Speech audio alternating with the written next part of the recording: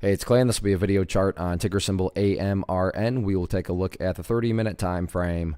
Real quick, what do I mean by 30-minute in case maybe you're new to charts?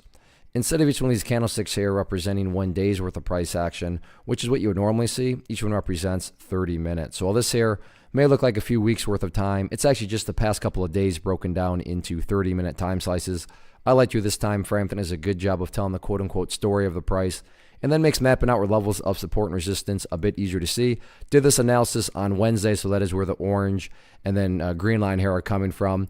And overall, yeah, the price pulled back today, but I mean, really the only scenario where I could say, someone calling this chart bearish is if you were some sort of day trader and you bought right there, or maybe you bought right there and your plan was to buy and sell within 10 minutes. Outside of that, I don't see any other way that you could call this chart bearish. Yeah, the price is pulled back, but I mean, that's just today. And stop and think about that one word, today, as in just a single day, 1 day. Looking at multiple days as we're doing here, you can see the price still very clearly has plenty of opportunity to build a higher base.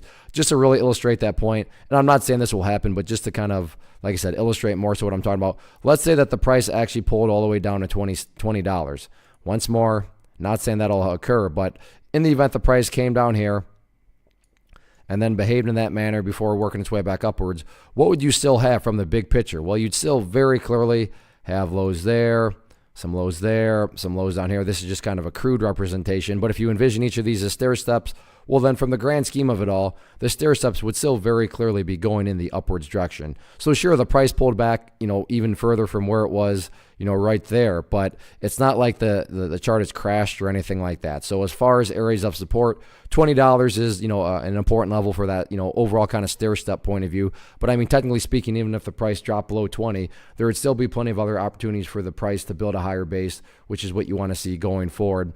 As far as resistance levels are concerned, still keep an eye on that overall trend line up there. But right now, top priority is not necessarily breaking resistance levels. It's more so about just ensuring that the price does, chip away and build an overall higher base. Because as long as that, continues to occur, then everything else will take care of itself, including breaking levels of resistance.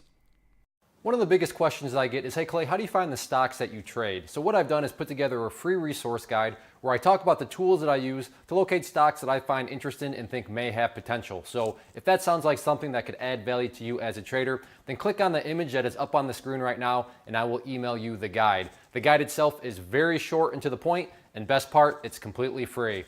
Thanks for watching the video. Let me know if you have any questions.